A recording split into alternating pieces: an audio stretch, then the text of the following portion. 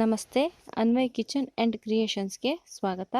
Friends, ನಾನಿವತ್ತು ಹುಳಿ ಮಾವಿನ ಹಣ್ಣಿನಿಂದ ಸಾಸಿವೆಯನ್ನು ಹೇಗೆ ಮಾಡೋದು ಅಂತ ನಿಮ್ಮ ಜೊತೆಗೆ ಶೇರ್ ಮಾಡ್ಕೊತಾ ಇದ್ದೀನಿ. ತುಂಬಾ ಟೇಸ್ಟಿಯಾಗಿರುತ್ತೆ ಈ ಸಾಸಿವೆ. ಬಿಸಿ ಬಿಸಿ ಅನ್ನದೊಂದಿಗೆ ಊಟ ಮಾಡಲಿಕ್ಕೆ ಸಖತ್ತಾಗಿರುತ್ತೆ. ಇದನ್ನ ಹೇಗೆ ಮಾಡೋದು ಅಂತ ನೋಡ್ಕೊಂಬರೋಣ. ವಿಡಿಯೋ ನೋಡೋದಕ್ಕೂ ಮುಂಚೆ ನೀವಿನ್ನು ನನ್ನ ಚಾನಲ್ಗೆ ಸಬ್ಸ್ಕ್ರೈಬ್ ಮಾಡ್ಕೊಂಡಿಲ್ಲ ಅಂದರೆ ಪ್ಲೀಸ್ ಸಬ್ಸ್ಕ್ರೈಬ್ ಮಾಡ್ಕೊಳ್ಳಿ. ಹಾಗೆ ಪಕ್ಕದಲ್ಲಿರುವಂತಹ ಬೆಲ್ ಐಕನ್ನ ಕ್ಲಿಕ್ ಮಾಡಿ. ಹಾಗೆ ಮಾಡೋದ್ರಿಂದ ನಾನು ಯಾವುದೇ ಹೊಸ ವಿಡಿಯೋ ಅಪ್ಲೋಡ್ ಮಾಡಿದ್ರೂ ಕೂಡ ನೀವೇ ಮೊದಲು ನೋಡ್ಬೋದು. ಇಲ್ಲಿ ನಾನು ಮಾವಿನ ಹಣ್ಣನ್ನು ಚೆನ್ನಾಗಿ ವಾಶ್ ಮಾಡ್ಕೊಂಡಿದ್ದೀನಿ. ವಾಶ್ ಮಾಡಿಕೊಂಡು ಅದ್ರ ಮೇಲ್ಗಡೆ ಇರೋ ಸಿಪ್ಪೆಯನ್ನೆಲ್ಲ ಈ ರೀತಿ ಬಿಡಿಸ್ಕೊತಾ ಇದ್ದೀನಿ. ಈ ಥರ ಬಿಡಿಸ್ಕೊಂಡ್ರೆ ಚೆನ್ನಾಗಿ ಬರುತ್ತೆ. ಚೆನ್ನಾಗಿ ಹಣ್ಣಾಗಿರುವಂತಹ ಮಾವಿನ ಹಣ್ಣನ್ನು ನಾನಿಲ್ಲಿ ತಗೊಂಡಿದ್ದೀನಿ ನೋಡಿ. ಅದನ್ನು ಒಂದು ಪಾತ್ರೆಗೆ ಹಾಕಿ ಇಟ್ಕೊತಾ ಇದ್ದೀನಿ.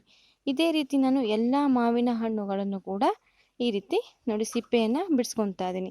ಸ್ವಲ್ಪ ಕಾಯಿತ್ತು ಅಂದರೆ ಇದು ಬರೋದಿಲ್ಲ, ಚೆನ್ನಾಗಿ ಹಣ್ಣೇ ಆಗಿರಬೇಕು ಇದು, ಆವಾಗಲೇ ಇದ್ರ ಟೇಸ್ಟು ಚೆನ್ನಾಗಿರುತ್ತೆ.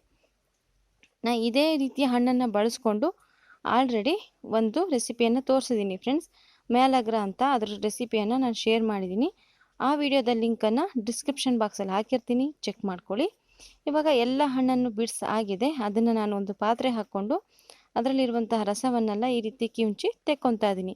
ಹೀಗೆ ಮಾಡೋದ್ರಿಂದ ಹಣ್ಣಲ್ಲಿರುವಂಥ ರಸ ಎಲ್ಲ ಚೆನ್ನಾಗಿ ಬಿಟ್ಕೊಳ್ಳುತ್ತೆ. ಎಲ್ಲ ಹಣ್ಣನ್ನು ಕೂಡ ಇದೇ ರೀತಿ ನಾವು ರಸವನ್ನು ತೆಕ್ಕೊಳ್ಳೋಣ. ಇದನ್ನ ಒಂದು ಸೈಡಲ್ಲಿ ಇಟ್ಕೊಳ್ಳೋಣ. ಈಗ ಒಂದು ಮಿಕ್ಸಿ ಜಾರ್ ತೊಗೊಂಡು ಅದಕ್ಕೆ ನಾನು ಎಣ್ಣೆ ಹಾಕಿ ಮೆಣಸಿನ್ಕಾಯಿನ ಫ್ರೈ ಮಾಡ್ಕೊಂಡು ಬಂದಿದ್ದೀನಿ. ಫ್ರೈ ಮಾಡಿದಂಥ ಹಸಿಮೆಣಸನ್ನು ಹಾಕ್ತಾ ಇದ್ದೀನಿ. ನೀವು ನಿಮ್ಮ ಖಾರಕ್ಕೆ ತಕ್ಕಂಗೆ ಹಾಕ್ಕೊಳ್ಳಿ. ಅದಾದ ನಂತರ ಇಲ್ಲಿ ಒಂದು ಅರ್ಧ ಚಮಚದಷ್ಟು ಸಾಸಿವೆ ಮತ್ತು ಫ್ರೆಶ್ ಆಗಿರುವಂಥ ತೆಂಗಿನಕಾಯಿ ತುರಿ. ಇದಕ್ಕೆ ಆದಷ್ಟು ಫ್ರೆಶ್ ಆಗಿರುವ ತೆಂಗಿನಕಾಯಿ ತುರಿಯನ್ನೇ ಬಳಸ್ಕೊಳ್ಳಿ ಸ್ನೇಹಿತರೆ, ಆವಾಗ ಟೇಸ್ಟು ಚೆನ್ನಾಗಿ ಬರುತ್ತೆ. ಈಗ ಇದನ್ನು ನಾನು ಸ್ವಲ್ಪ ನೀರನ್ನು ಹಾಕ್ಕೊಂಡು ರುಬ್ಕೊಂಡು ತೊಗೊಂಬರ್ತೀನಿ. ಈಗ ಈ ಹಣ್ಣಿಗೆ ಸ್ವಲ್ಪ ಉಪ್ಪನ್ನು ಹಾಕ್ಕೊಳ್ಳೋಣ ರುಚಿಗೆ ತಕ್ಕಷ್ಟು. ಅದಾದ ನಂತರ ಬೆಲ್ಲವನ್ನು ಆ್ಯಡ್ ಮಾಡ್ಕೊಳ್ಳೋಣ. ಇದು ಸ್ವಲ್ಪ ಹುಳಿ ಸಿಹಿ ಖಾರ ಮಿಕ್ಸ್ ಆಗಿ ಬರುತ್ತೆ. ಅದಕ್ಕೋಸ್ಕರ ನಾನಿಲ್ಲಿ ಬೆಲ್ಲವನ್ನು ಜಾಸ್ತಿ ಹಾಕಿದ್ದೀನಿ ಮತ್ತು ಖಾರವನ್ನು ಕೂಡ ಜಾಸ್ತಿಯಾಗಿ ಹಾಕಿದ್ದೀನಿ. ಇದು ಹುಳಿ ಮಾವಿನ ಹಣ್ಣು ಆದ್ರೂ ಕೂಡ ಸ್ವಲ್ಪ ಸ್ವೀಟ್ನೆಸ್ಸು ಇದರಲ್ಲಿರುತ್ತೆ. ತುಂಬಾ ಟೇಸ್ಟಿಯಾಗಿರುತ್ತೆ ಫ್ರೆಂಡ್ಸ್.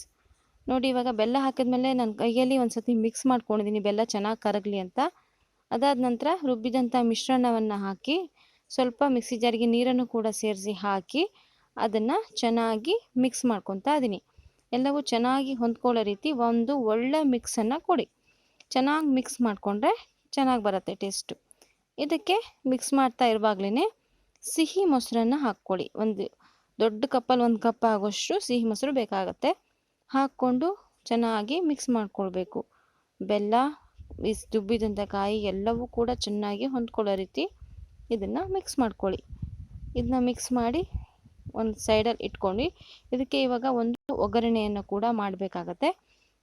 ಒಂದು ಒಳ್ಳೆ ಮಿಕ್ಸ್ ಆದಮೇಲೆ ಇದಕ್ಕೊಂದು ಒಗ್ಗರಣೆ ಮಾಡ್ಕೊಳ್ಬೇಕು.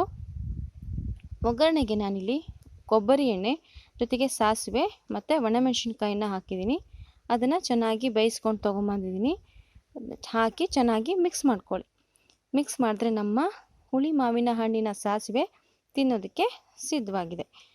ಈ ರೆಸಿಪಿಯನ್ನು ಒಮ್ಮೆ ಟ್ರೈ ಮಾಡಿ ನೋಡಿ, ನಿಮಗೆ ಖಂಡಿತವಾಗಿಯೂ ಇಷ್ಟ ಆಗುತ್ತೆ ಸ್ನೇಹಿತರೆ. ಇಷ್ಟ ಆದಲ್ಲಿ ಲೈಕ್ ಮಾಡಿ, ಶೇರ್ ಮಾಡಿ, ಹಾಗೆ ಕಾಮೆಂಟ್ಸ್ ಮಾಡಿ. ನೀವಿನ್ನೂ ನನ್ನ ಚಾನಲ್ಗೆ ಸಬ್ಸ್ಕ್ರೈಬ್ ಮಾಡ್ಕೊಂಡಿಲ್ಲ ಅಂದರೆ ಸಬ್ಸ್ಕ್ರೈಬ್ ಮಾಡ್ಕೊಳ್ಳಿ. ಹೆಚ್ಚೆಚ್ಚು ವಿಡಿಯೋಗಳಿಗಾಗಿ ಅನ್ವಯ್ ಕಿಚನ್ ಆ್ಯಂಡ್ ಕ್ರಿಯೇಷನ್ಸ್ಗೆ ವಿಸಿಟ್ ಮಾಡ್ತಾ ಇರಿ. ಮತ್ತು ಈ ಐಟಮ್ಸ್ದೆಲ್ಲ ನಾನು ಡಿಸ್ಕ್ರಿಪ್ಷನ್ ಬಾಕ್ಸಲ್ಲಿ ಹಾಕಿರ್ತೀನಿ, ಅದನ್ನು ಕೂಡ ಚೆಕ್ ಮಾಡ್ಕೊಳ್ಳಿ. Thank you.